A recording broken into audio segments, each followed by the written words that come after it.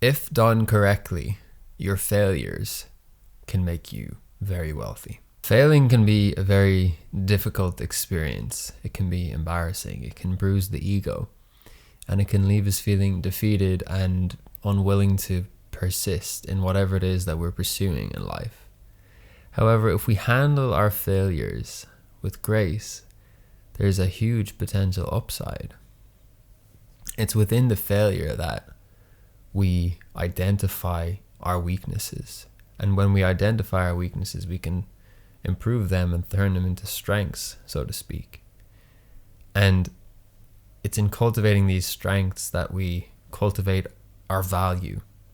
And the more value that we have, the more value that we cultivate within ourselves, the more that we can share with the world.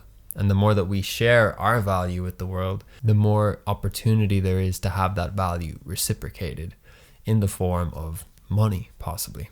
The thing that stops us from getting to that point of having that value is fear of the failure.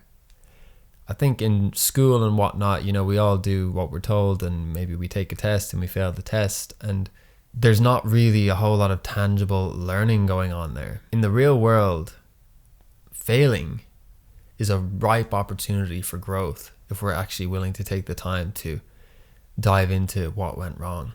I'll give an example because I find that's the best way for me to articulate these messages and these videos, is to just look at my own life and my experiences. And one that comes to mind right now is a recent project that I did for a client. And in many ways, it was a failure because I don't believe that I was compensated for my time and energy that I put into it. But that's because I failed at pricing it correctly. But the thing is, I couldn't have priced it correctly without the knowledge that I now have from pricing it incorrectly. So I just wasn't aware of what was required. But I tried it anyway. And yeah, I could have made more money and it could have been easier on me. But at the time of agreeing to it all, I didn't know what was to come. I had an idea based on my previous experiences, but this was something completely new. And when we fail at things, it's because we've not been there before. But because of that experience, because of that failure, I can now take on a similar task. And I can make adjustments based on what went wrong in the past. And so I might allow more time. I might have a minimum threshold of what this is going to cost based on what I misjudged the last time. And so while I might have failed the first time round, now I have the opportunity to do even better and to earn more money and to have a better experience for everybody involved. Myself, clients, any freelancers that I hire included. It was a painful process to go through that, but it's that process that has given me the knowledge that I can now move forward with. It's all well and good to hear ideas and theory and read books and listen to videos and podcasts and whatnot about things that you're interested in. But if you don't have the real person first-hand experience of doing such things, the theory is kind of useless. So I say this often. We have theory and then we have experience. And when we combine the two of those, we get knowledge. So if you look at that like a pyramid. So you can't have knowledge without learning something and then practicing the thing that you're learning. One without the other, you're just missing a little piece of the puzzle. In the early days of my creative journey and my entrepreneurial journey, I was afraid to do things because I didn't want to fail. And that unwillingness to fail led me down a path where I was doing things that I wasn't really wanting to do, like working jobs that I didn't want to work, or, not pursuing the creative within me. And it was only when I took the steps to start kind of creating something that I really started to fail. Because before that, I hadn't really failed very much. Like I hadn't done a whole lot. I never put much on the line. And so my first failures would have been putting out EPs, extended plays. So my first original music project, I put out 2 EPs over the space of a couple of years, and they were both complete failures. I mean, commercially, like they didn't really garner any attention. However, I had produced 2 EPs by myself, and that stood to me when I went on to produce an album, which did better than the first 2 EPs. And the album, I mean, you could say that failed as well. However, I have all of that knowledge because I produced the whole thing and I know what it takes to record an album. And so going forward and on any ongoing music projects or audio projects, I have a skill set that's been cultivated, even though the outcome of that album didn't come to fruition in the way that I had hoped. Another failure I had was my wellness business, where I was offering mindfulness and meditation and yoga workshops and classes. It never really got to a point where I could sustain myself financially. And so in a sense, it was a failure. But I also cultivated a lot of skills along that way. I learned everything that I needed to learn in order to offer those services and classes. I had practice as a teacher, as a facilitator. And, you know, in a sense, I'm speaking here, which is teaching or sharing knowledge. And that's building upon my previous experience, you know, as a performer, as an educator, as a facilitator. And so while back then I might not have succeeded, there was still a foundation being laid. And that foundation is still there today, and I've built upon it since. And our failures are just laying foundation. And the more we fail, the more knowledge we pick up, the more skills we garner. And the more knowledge, the more skills you have, the more valuable you are, as I said at the beginning of this video. And it is as simple as the value that you can offer someone is equivalent to the value that you will receive for it. So if you don't have any failures under your belt, you probably don't have as much value as the person that's failed 147 times. The only kind of barrier to failure is our ego, our mind. It's our unwillingness to bear the perceived burden of failure, to bear the embarrassment of turning to a friend or a family member or a loved one and saying, I didn't do it. I couldn't do it. I tried and it didn't work. You know, I didn't know how to land the deal. I didn't know how to finish the edit.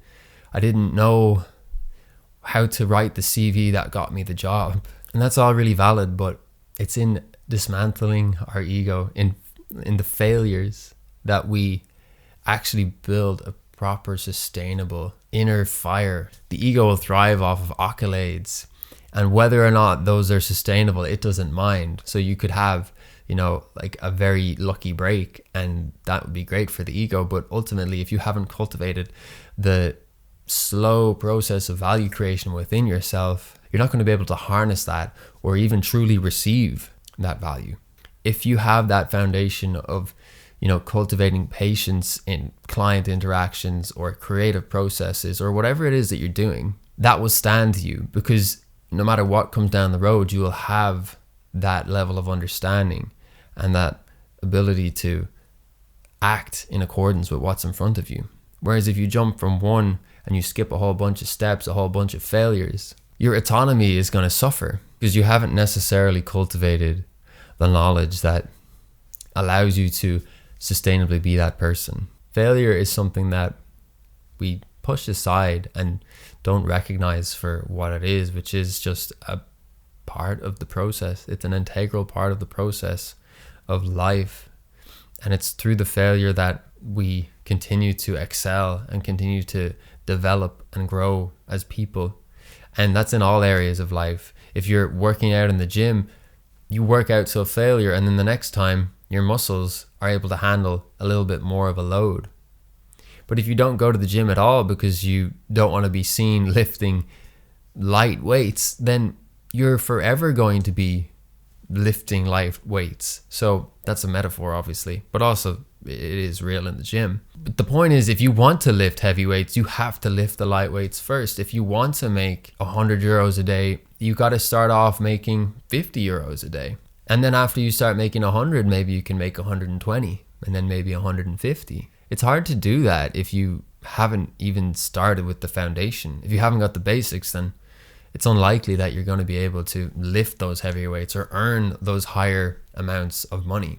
If you try to lift a really heavy weight that you're not yet able to lift because you haven't put in that groundwork, then you might end up tearing a muscle. You might end up hurting yourself. If you end up with a ton of money all of a sudden one day, that could be great. But if your money management skills haven't been cultivated in alignment with the amount of money you've received, then you might lose all of that money. I remember when I was 23, I had the most money I'd ever had at that point, and I had no idea what to do with it. I didn't know anything about saving or investing or anything like that. And I look back to that time and like, man, if I had just done something with that money, I would have a lot more money now. But I didn't, because I didn't know. I didn't know about investing. I basically spent all of that money on rather useless things. Like I wasn't smart with my financial decisions. But because I blew all of that money, now I am aware that if I continue doing that same thing, then I will end up blowing money again. Because of my failure, because of the frustration, because of the blow to my ego, I'm able to say, oh, what could I do different this time? What did I learn from that failure? And then I can implement that. And then I can implement that. And then going forward, ideally, my financial foundation will be better. But it's only thanks to that failure that I know this. And it's easy to say, oh, but if I just knew it the whole time. Well, you didn't. I didn't know. There's so many things I don't know. I'm totally open to failing every day. Like I'm totally open to this video being a complete flop and failure. Sometimes I make videos and I come up with a thumbnail and a title and I script them what I think is really well, and then I release it and then nobody even clicks on them. And I'm like, but I thought it was right. I thought that was exactly what I was supposed to do. But clearly, the audience has shown me that I didn't do it to their taste.